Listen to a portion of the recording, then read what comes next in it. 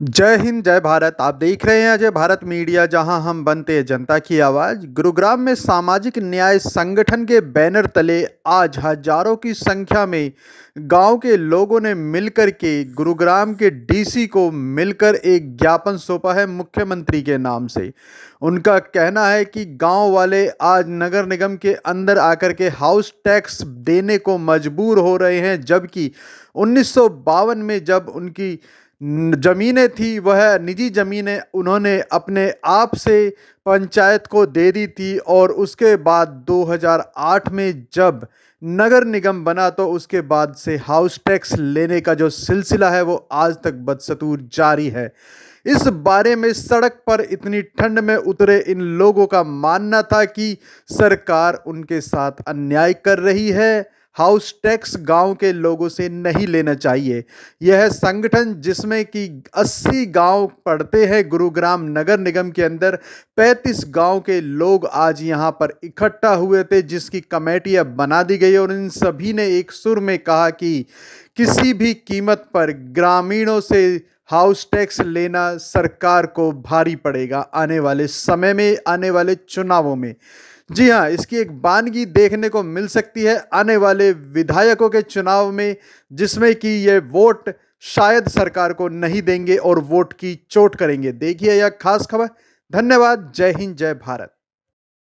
हमने पिछले 19 तारीख थी, 19 तारीख को हमने दिसंबर में वो दिया था ज्ञापन, सरकार नवंबर में, और सरकार को ज्ञापन सौंप के गए थे इस बात के लिए कि जो ग्रामीण लोग थे, एक सामाजिक संगठन बनाया, गांव के लोग इकट्ठा होकर उन्होंने एक सामाजिक न्याय संगठन बनाया है, और उसके ऊपर लोगों ने ये डिमांड रखी है कि इसके अंदर जो निगम के क्षेत्र में आए जितने भी गाँव है, नगर निगम मानेसर के, फिर गुड़गांव की, मैं तो ये कहता हूँ पूरे हरियाणा के गाँव होने चाहिए इसके अंदर। अब जिसकी प्रॉपर्टी, जिन जिन गांव की प्रॉपर्टी सरकार ने ले रखी है, उनके हाउस टैक्स खत्म होने चाहिए। तो 19 तारीख को हम ज्ञापन देके गए थे। इसलिए हमने ज्ञापन देने के बाद कमेटी पर आई भी थी, लोग इनसे मिल के भी गए थे, कमिश्नर डीसी साहब से मिले थे। डीसी साहब ने उस टाइम आश्वासन इस बात का दिया था कि जो सरकार के पास हमने आपका भेज दिया है, सरकार की तरफ से जैसी भी डिमांड आपकी होगी, जो वहाँ से आएगी बात, हम आपको बता देंगे।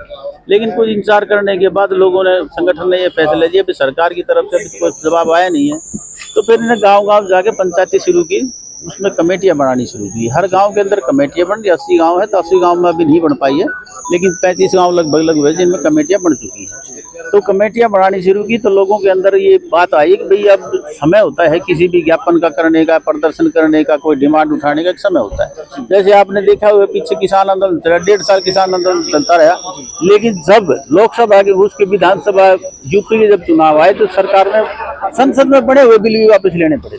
तब लोगों का मानना यह है कि भाई 2 चुनाव हमारे यहाँ नजदीक आ रहे हैं, लोकसभा भी है, विधानसभा भी। अगर इसके अंदर हम मजबूती से इकट्ठा होकर ने इस मांग को उठाएंगे तो हमारा जो काम है जल्दी पूरा होगा।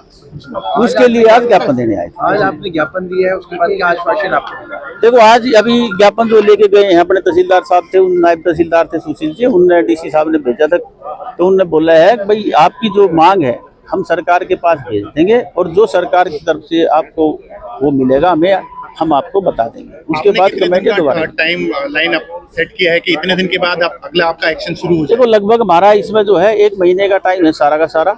1 महीने में अगर सरकार बीच में 10 दिन के अंदर अगर जवाब नहीं देती तो फिर हम क्या करेंगे, गांव-गांव जाके ना जितना जनजागरण अभियान चालू करेंगे, और हर गांव के अंदर कमेटी भी बनाएंगे, लोगों के साथ मिलकर पंचायत भी करेंगे, और एक जिम्मेवारी फिक्स करेंगे अगर इतने आदमी एक गाँव के यहाँ आने चाहिए, और उसके बाद जो भी निर्णय होगा, यानी कि 1 महीने का टारगेट हमारा ये, 1 महीने के अंदर हम दोबारा से बड़े रूप में प्रदर्शन करेंगे अगर सरकार ने हमारी डिमांड नहीं मानी। सरकार और प्रशासन कहती है कि हाउस टैक्स के जरिए विकास कार्य होते हैं, तो क्या लगता है कि विकास कार्य नहीं हुए, इसीलिए हाउस टैक्स माफ किया? बात आपकी ठीक है, लेकिन एक बात, गुड़गांव के अंदर इतने बड़े बिल्डर हैं, उनकी इतने बड़े बड़े कारपोरेट भी बना रखे हैं, हाउस बने हुए हैं, उनसे कितना सरकार टैक्स उगाती है ये तो सरकार बता दे।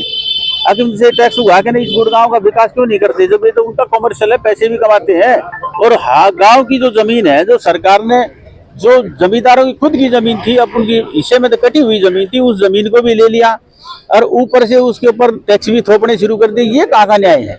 तो ये लोगों के साथ अन्याय है, इसलिए सामाजिक न्याय संगठन बनाया इस लड़ाई।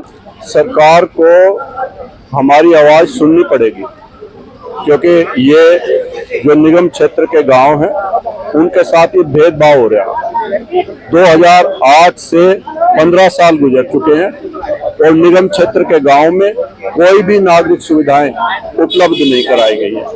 जो निगम क्षेत्र के गांव हैं तकरीबन 55 गांव गुरुग्राम नगर निगम क्षेत्र में है और 32-33 गांव मानेसर नगर निगम क्षेत्र में है।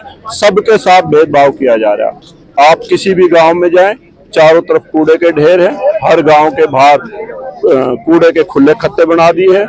गंदगी है, बदबू फैल रही है, बीमारियां फैल रही हैं और सरकार सुन नहीं रही है और इससे पूरे गांव में रोष है। आगे की रणनीति क्या है? अगर सरकार हमारी बात नहीं मानेगी तो हम गांव-गांव जाएंगे, घर-घर जाएंगे और एक बड़ा आंदोलन करेंगे, जन आंदोलन करेंगे और सरकार को झुकना पड़ेगा।